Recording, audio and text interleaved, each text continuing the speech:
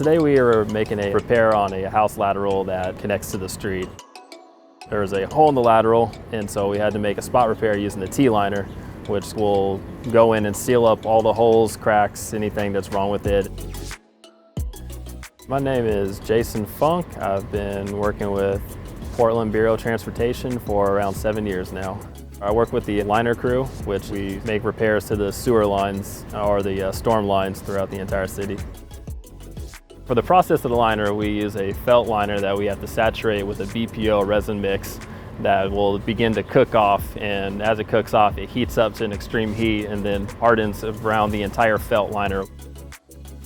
Once the liner is completely saturated and loaded onto the launch tube is then carried over to the manhole, and we hook it up to the ropes and the air hose, and then we lower the launch tube down into the sewer where the robotic camera is waiting to grab onto the launch tube to drag it into place to make the spot repair at the lateral that is damaged.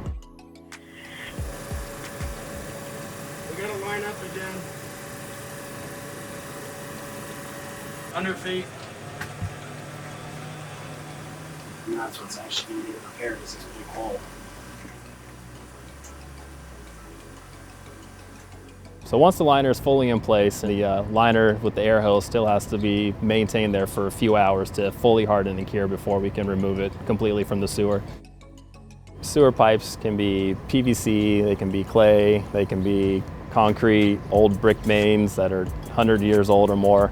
There's some manholes that are 4 feet deep. There's some that are 100 feet deep. It's just all different depending on where you're at in the city.